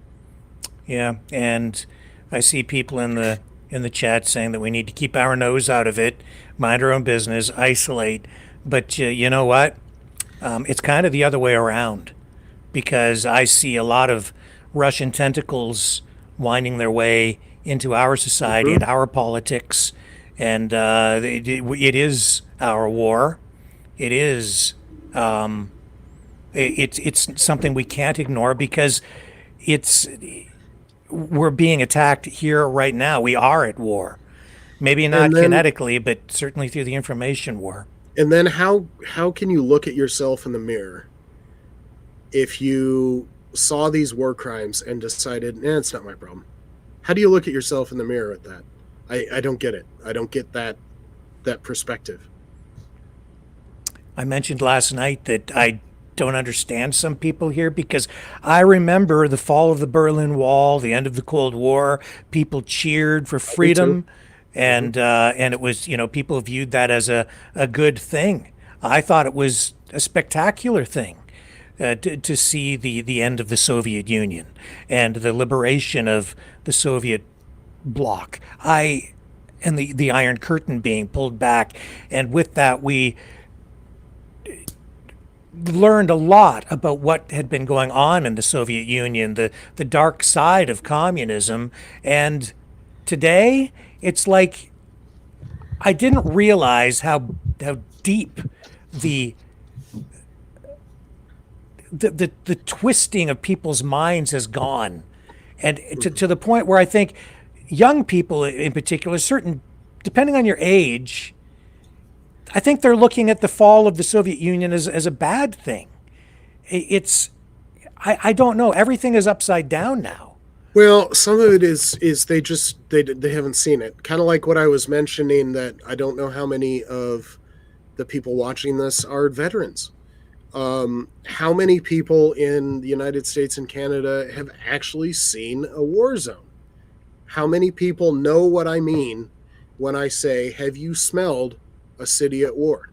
Do you know what that smell is? Because if you talk to a veteran that's been there, they're like, yes, I know exactly what that is. dead bodies, trash that hasn't been picked up in 6 months, and that's the new trash. Water that hasn't been clean in 2 years. Sewer pipes might or might not work. The cordite in the air, various bits of shrapnel and rust everywhere. Stray animals, people that don't have access to sanitation have, shall we say, not a great smell. So all of that adds up to a city at war, but if you have not smelled it, you have no idea what I mean. And so the lived experience of people in North America, certainly, but even in Western Europe, they don't have that lived experience. There are people in Europe that will, the really old people, they might have been children either at the very end of World War II or it took a solid 10 years to rebuild Germany before it was capable of governing itself. West Germany, anyway. And so if they were children in the late 40s or early 50s, they might have some living memory, but those are not young people anymore in 2024. That was 80-ish years ago, 70, 80 years ago. So in terms of people actually knowing what we are talking about, they aren't there. The war against Al-Qaeda was not a mass mobilization. In World War II, I only know the United States figures. I don't know the Canadian figures. I'm so sorry. But the United States in 1941 had roughly half of our current population. So 140, 150 million people in the United States in 1941. We put, before 1945, we recruited, trained, and deployed 20 million people. 20 million out of 140, 150. That's a huge chunk.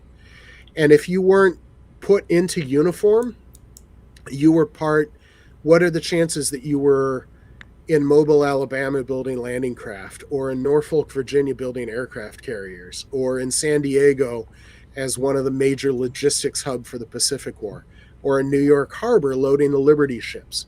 All of those things that you weren't in uniform, but you were directly contributing to the war effort. The huge chunk of the American public that knew firsthand at least a corner of the war. And then the huge chunk that had it right in front of their face and in their nose and in their mouth, on their body splattered, you know. A huge chunk of the population knew exactly what war meant, exactly what that was. That's not what the population is today. There are veterans, but what did I say? Maybe 2% of America, Yeah. Probably less in Canada. They just don't know. They don't have the experience.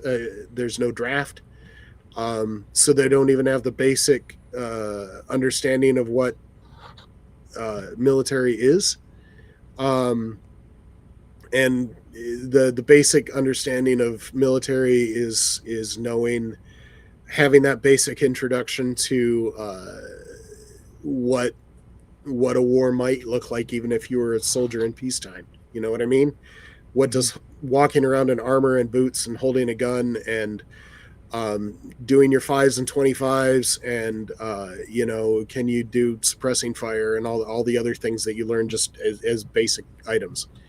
So the modern North American population just doesn't know. So communicating can be difficult. Like some of these people they don't understand some of the things that I'm talking about, where I know at a visceral level, and they just don't. They have barely the tiniest window on it, if at all. Yeah. I don't know if you'll be able to Is this my video? Yeah, hear this on or not. I'm not sure if this new system that we're using to stream will allow you to hear the audio, but I'm going to play this if I can. Hang on a second here.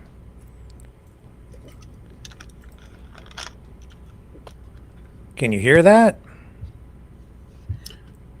I cannot. Yeah. Where's the volume? It's our system. I can hear it here, but we ran into this problem the other night. It's because of the way the... So what this was my first night in Kyiv, where I had gotten there first thing in the morning, and I'd got a 0600 shot of, this is Maidan Square, that's not in great focus, at least what I see. Yeah.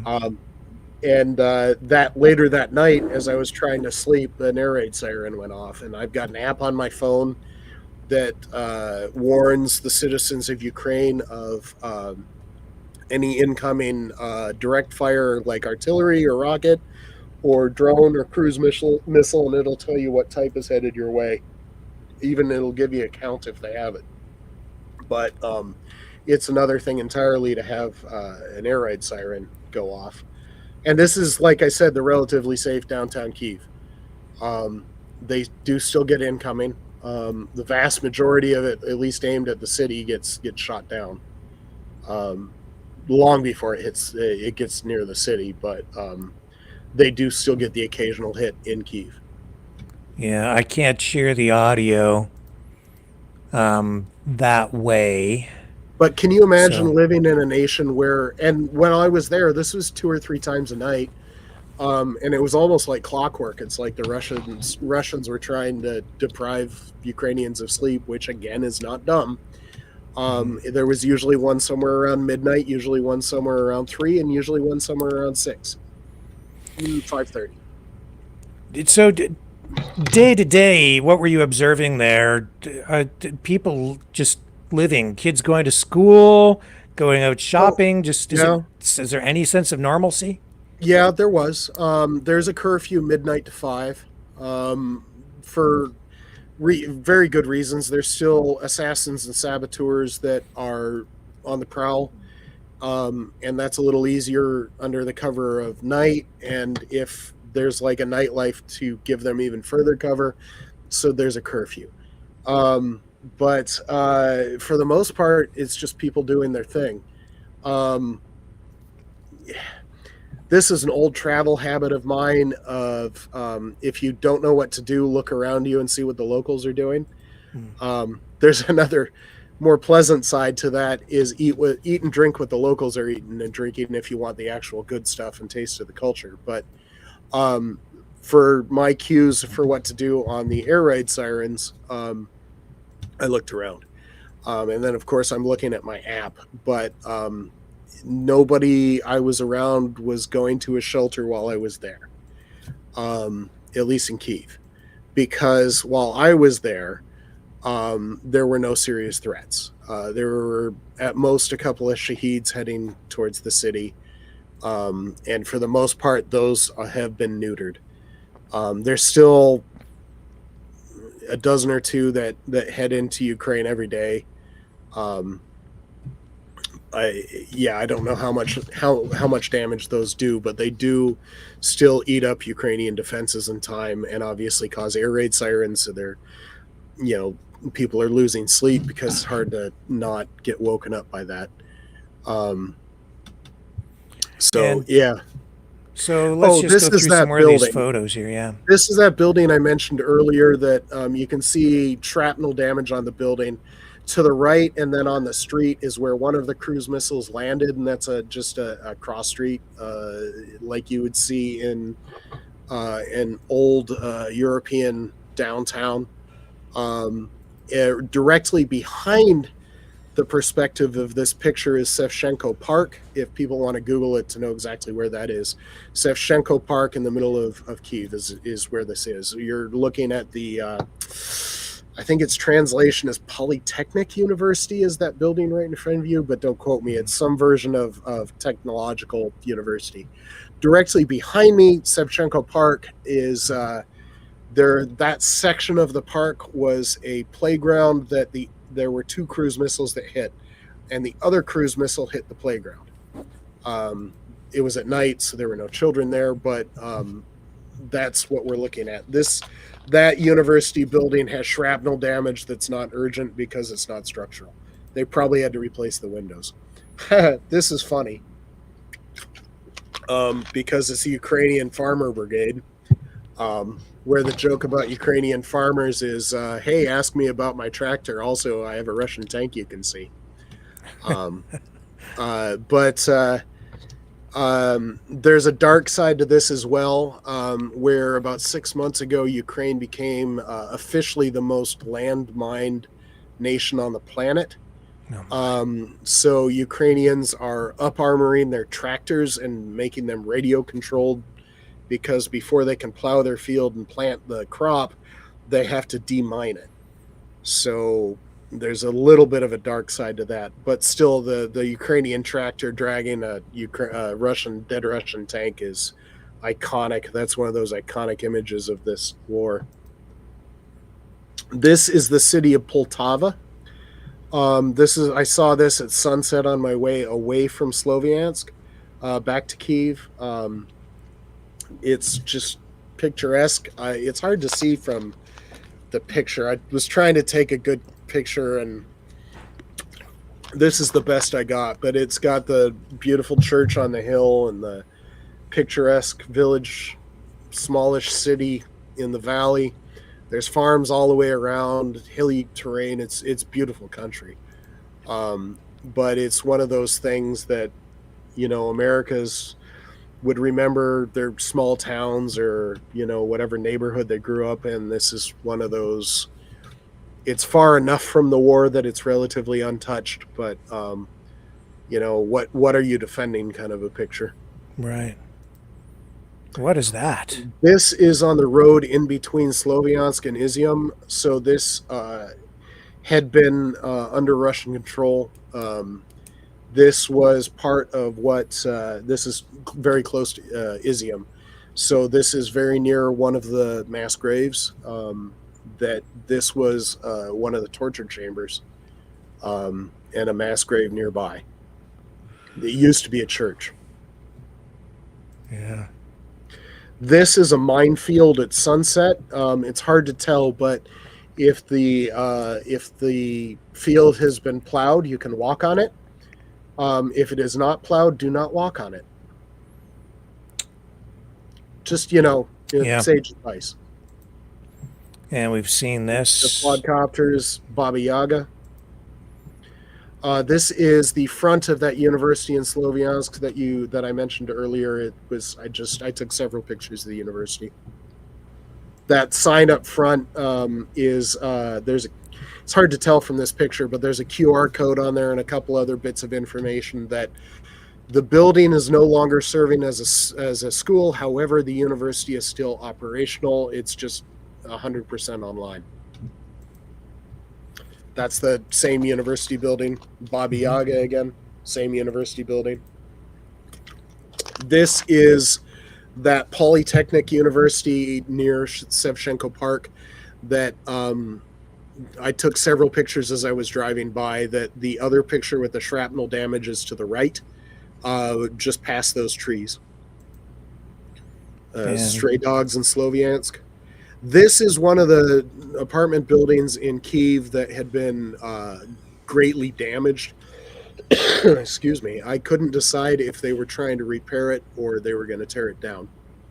And you can't see a lot of the detail maybe on your computer screens, but you can see that whole side of the building is just shattered. Yeah. And what's this? This is that same university. The reason in Slovyansk, the reason I took this picture is that tree in the foreground had just been completely burned out, but then it sprouted. And it's just one of those life finds a way. It struck me that a completely charred and burned out tree decided that it wanted to still live, so it sprouted. Those are the tank barriers. This is in Kyiv again. I'd like to say it's the Podol district. It's over the hill from Maidan Square. I just can't quite remember the name of the district. But if you can look at the base of the building, they are still sandbagging the ground level entrances. Part of this was preparation during all the way back to the Battle of Kyiv, preparation to defend against Russian ground assault. Part of it is protecting the building from any possible drone cruise missile or Kinzhal ballistic missile attack. And it is a beautiful, beautiful country. Yes, it's old world Europe. It's stunning. This what a weird. I was sitting in Slovyansk. There were rocket trails in the sky. You can hear the constant rumble of artillery maybe 20 miles away. And I was sitting there having a coffee. Civilians were walking in the street, and there's this pretty old building across the way. Just weird. This is, it's just a map. I don't know if people can see Slovyansk and Izium. I was around and about those two cities, and you can see where the front line is on this map. So there's Slovyansk, and you can see where the front lines are. Mm-hmm.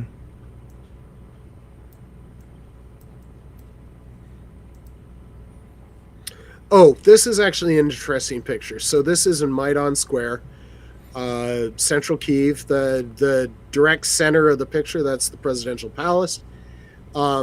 This is a protest against, because the Ukrainian conscription has not been perfect.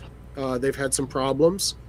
And these are the protest was entirely women, which I found interesting, but they were protesting a complete cock up on the pay system where their soldiers were not getting paid. But one of the reasons I wanted this picture was your friend in Crimea was mentioning that there was a complete whatever they are accusing Ukraine of being Nazi or totalitarian or suppressing free speech. I saw a protest there. Police were protecting the protest. They were ensuring that there was no counter protests that were going to cause these people harm.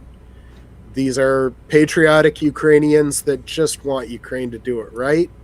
They want their voice heard, and Ukraine allows their voice to be heard. That's why I wanted this picture to be shown. In the middle of war, Ukraine is allowing protests on the street. This is the drawing of Gregory's daughter. Early in the war, what do you do? Because Kyiv is relatively safe now, but it wasn't then. Like I said, Bucha is a suburb of Kyiv. There were tanks and Russians committing war crimes, torture, rape, murder on the outskirts of Kyiv. And this is what a child drew trying to live through it. The words are, "We want to live too." And she was just trying to wrap her young little girl mind around it.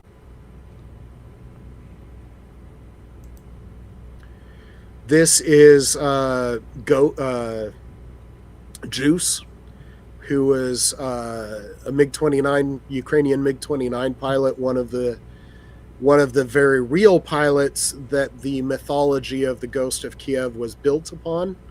There were 3 or 4 pilots whose exploits were added together into one mythical Ghost of Kiev, and Juice was one of them. I met Juice in 2018 when there was a joint exercise between the 144th American Fighter Wing and the Ukrainian Air Force inside Ukraine. Ghost, I was sending flight suits to Ghost's squadron, MiG-29 squadron, in the summer of 2023, actually the month of my retirement ceremony from the Air Force. And I found out on the last day, this would have been August 22nd. That was my last day in the Air Force. That's when I had the final out, the last day I wore an American uniform. I found out that Ghost had died. I have to say, Ukrainian propaganda sucks, which is probably a good thing. It depends on what you mean by Ukrainian propaganda, because there's... Yeah, I know. It's what I mean is, in the early stages of the conflict, there was some stuff that was coming out that was like Ukrainian propaganda, but it was just so clear that it was just not true, that it was just because every country engages in it. But that's why I know it's I don't really see it as much now. It was terrible. So they don't have a good propaganda machine. So they have an online fight back against Russian disinformation. That's NAFO. Yeah. It's a play on NATO, but it's those little dog things. Yeah. And so there's a strong online fight back presence from Ukraine and Ukrainian supporters. Yeah. I'm just saying.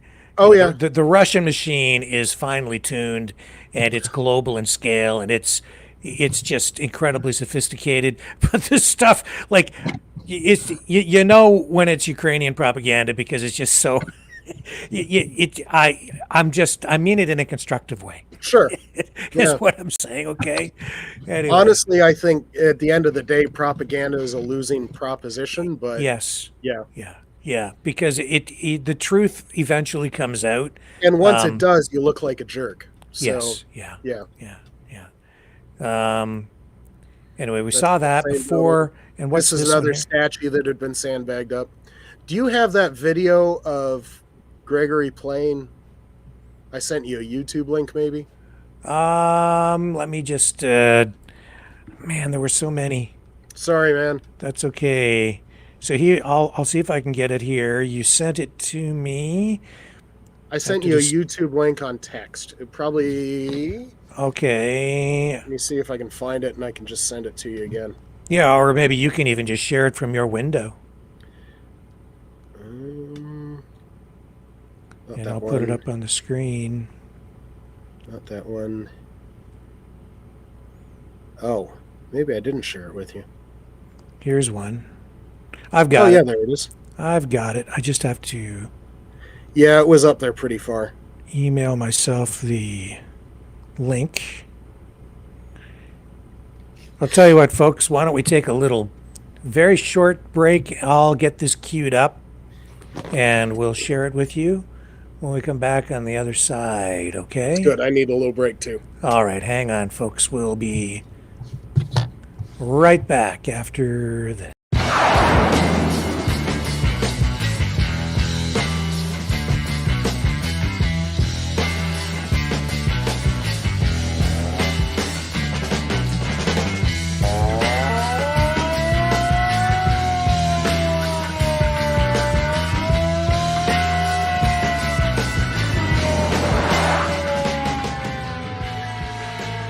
Maverick News.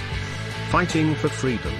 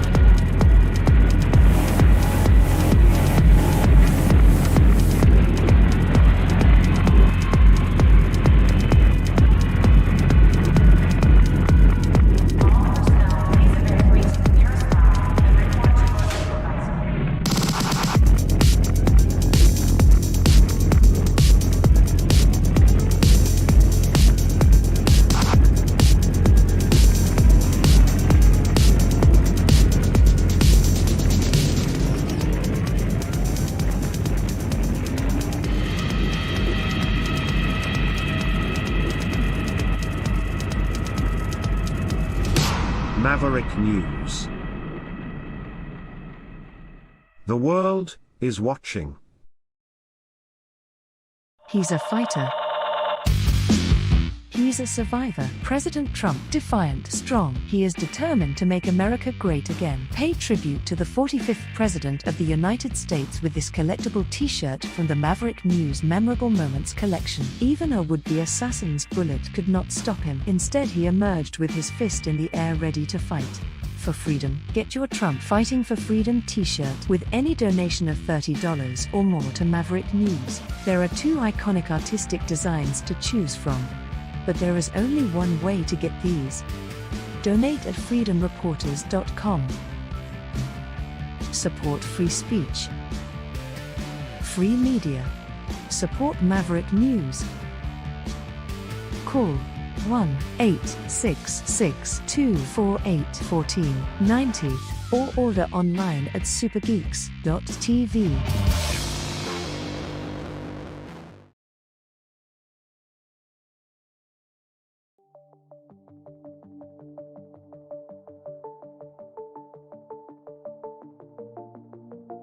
Greetings, brave Mavericks. Our quest for truth continues. We go beyond fake news. Together we expose propaganda. Together we pull others out of rabbit holes. We are maverick thinkers. We are all unique individuals, defenders of individual rights and freedoms, credible, trusted, grounded in reality. Maverick News, Maverick News. Defending free speech, Donate at freedomreporters.com. Do it now. Tomorrow may be too late. Maverick News. The world is watching.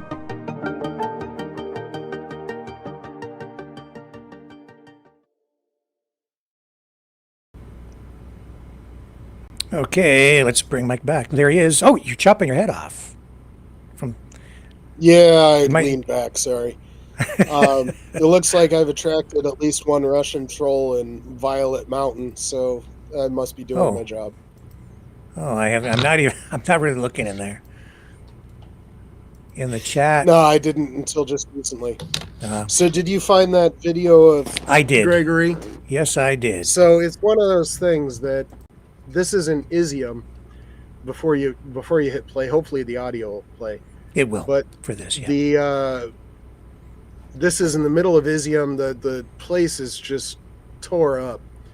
And this is like a little central park that is relatively intact. But he managed to get recordings of 2 songs in between incoming rocket and artillery attack.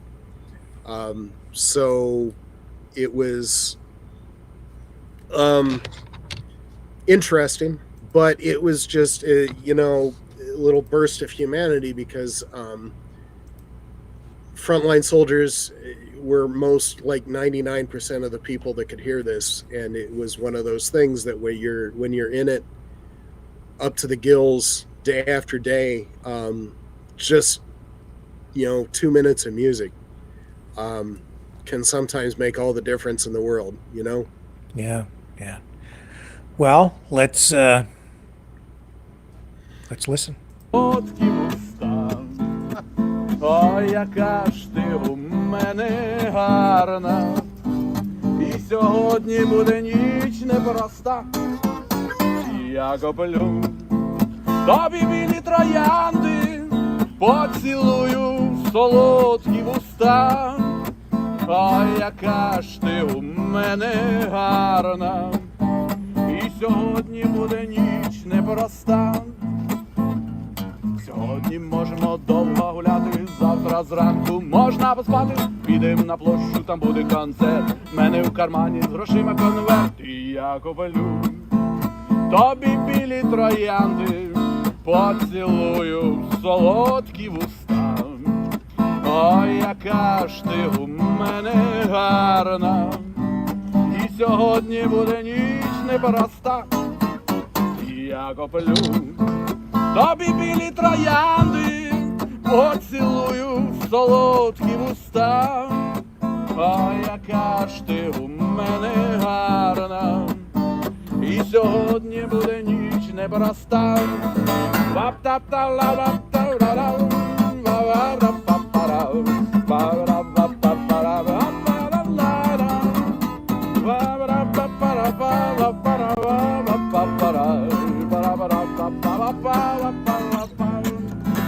Я куплю тобі білі троянди, поцілую в солодкі вуста. Ой, яка ж ти у мене гарна, і сьогодні буде ніч непроста. Я куплю тобі білі троянди, поцілую солодкі вуста, о, яка ж ти у мене гарна, і сьогодні буде ніч непроста, і сьогодні буде ніч непроста.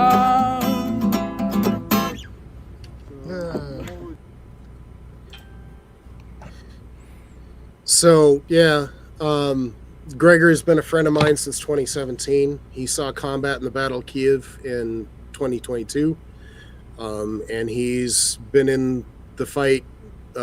He went back to being a musician for a couple of years, but he's been a frontline soldier since July in the Slovyansk direction. But, yeah. So, looks like...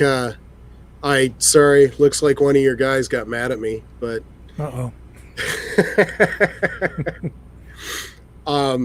somebody gets mad at me for defending Ukraine, then that's on them. Because if they're mad at me for defending Ukraine and calling out people, then they're literally defending war crimes. So, Violet Mountain, if you're on the side of war criminals and rapists, I don't know what to say.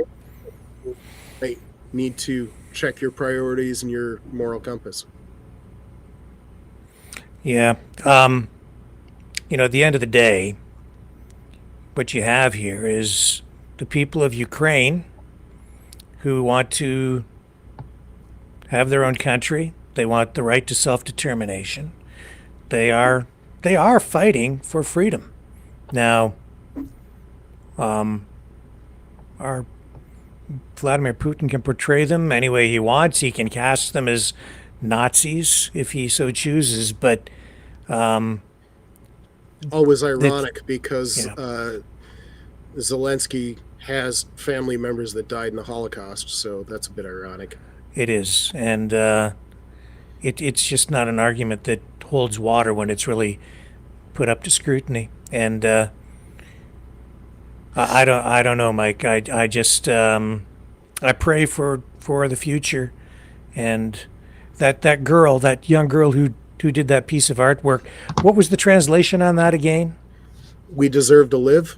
We deserve to live, and I guess with that, and I'll just throw it over to you for a final thought tonight, and then I'm just going to, at the end of the program, put that artwork back up on the screen for people to realize what it is that's really going on there. This is just about people trying to defend their country against an invasion. And somehow people's minds over here a lot of people have had their minds twisted and flipped inside out so that they think that it's somehow the fault of the West and Ukraine, and it's Russia that has invaded a country, not the other way around. Honestly, I'd have a hard time putting it any better than that, but there's a lot of people that don't get it because they don't have a window. So I know this girl. I met her 7 years ago when she was very small. And it's one of those things that we can talk about ideals like freedom, but yes, they're fighting for freedom, but on a very basic level, they're fighting for their very existence. So freedom is an ideal, that's their goal, but they want to stay alive long enough so that they can be free. And that it's one of those existential fights. And there's people trying to false equivalency, like, oh, America's not always been right. No, we're not. But we talk about it when we're wrong. We don't always punish the people that did the bad things, but we at least try. And we talk about it, and we often admit our mistakes. Sometimes it takes us a while. But the false equivalency to say, well, America did bad things too, so why should we help Ukraine defend itself? I'm like, are you serious right now? Do you hear the words coming out of your mouth? And all I can think is they just don't have a window on what's actually happening. We're so wrapped up in the silliness over here. There's so much distance between us and what's happening on the ground over there.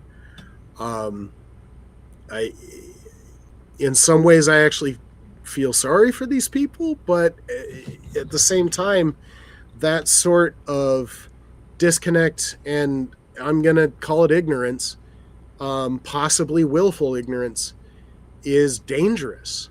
It's dangerous to Ukraine, but it's dangerous to North America as well. Because if you don't get what's going on there, it's going to keep happening. It's going to come further. It's going to be our fight in ways. It's already our fight, but it's going to become our fight in ways we really don't want it to become our fight. We either help Ukraine now or we have a bigger fight on our hands later. So talk to some Ukrainians. Get out of your news bubble. Read some stuff over there. Watch some combat footage. If you really have a strong emotional state, you can maybe watch that dead Russian soldier feeding the stray dogs, but I don't necessarily recommend it to everybody. But the brutality that we're talking about it's hard to put into words if you didn't see it, smell it, if you're not there. But you have to find your way to at least understand it. Mike Pekarek, thank you for everything you're doing. Thank you for taking the time here tonight. And folks, I know that a lot of you in the chat might not agree with Mike, and you may be not happy with me for giving him a voice, but that's what we do here. I will always talk to everyone because that is how we're going to get closer to the truth. And that's also how we continue to fight for freedom. And that fight continues tomorrow here at 7 p.m. Eastern. Special guest tomorrow night again, Frank Stronach, the man who founded, created one of Canada's greatest companies, one of Canada's greatest success stories, will join us live here on Maverick News tomorrow night, 7 p.m. Eastern. But Mike, this was an incredibly important broadcast, and I look forward to having you back to explore all of this in more depth again very, very soon. Thanks for having me, and thanks for those that listened. And we'll leave you with a moment of silence and this artwork. They just want to live.